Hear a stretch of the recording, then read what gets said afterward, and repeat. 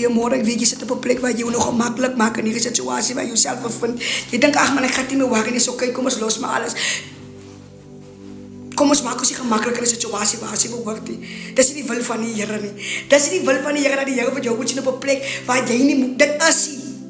Die plan van die Here om jou lewe gaan nooit verander nie.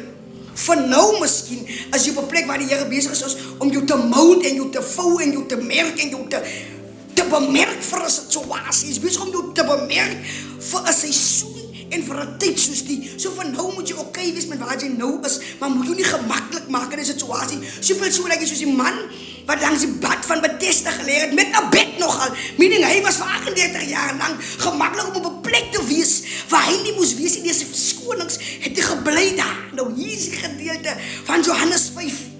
Rondom hierdie man wat langs die bad van Bethesda gelê het, word vir my baie mooi en verstaan vir my.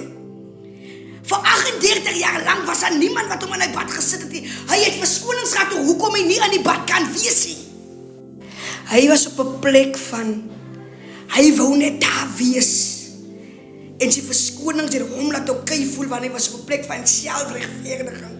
Nou hier is die gedeelte, die fokus van die mense en van homself was dat sy genesing lê in die bad en in die water, in die roering van die bad, maar wat hulle vergeet het is dat die Here Jesus het die laaste sê oor enige situasie van enige iemand.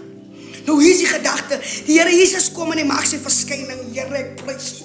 En die Here kom en hy ignoreer totaal en al die water met die bad en al. Van as Jesus gekom het om hom in die bad te sit, het Jesus vir hom gesê, staan op en neem jou bed en loop. Dan Jesus vir hom gesê, kom dat ek maar vir jou insit in die bad. Maar dit was nie die woorde van Jesus nie. Die Jesus het die water in die bad totaal en al ignoreer, want sy genesing het in die bad gelê in die mond van ons hemelse Vader. Nou ek wil jy moet hierdie ding verstaan. Die Here Jesus vra vir hom, wil jy gesond raak? Nou baie van ons ignoreer hierdie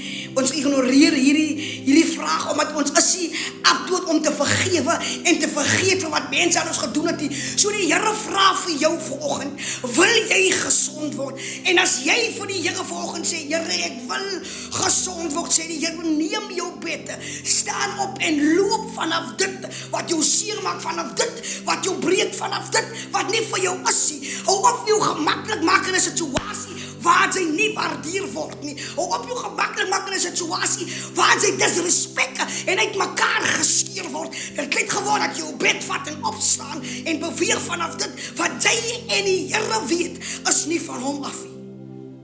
Maar omdat jy mense wil tevrede stel, bly jy maar net, van as mos maar net jy, jou naam het waarde.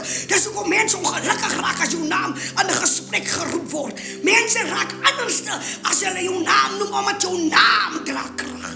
Jou naam het 'n wonderwerke getuie wat aan hom hang.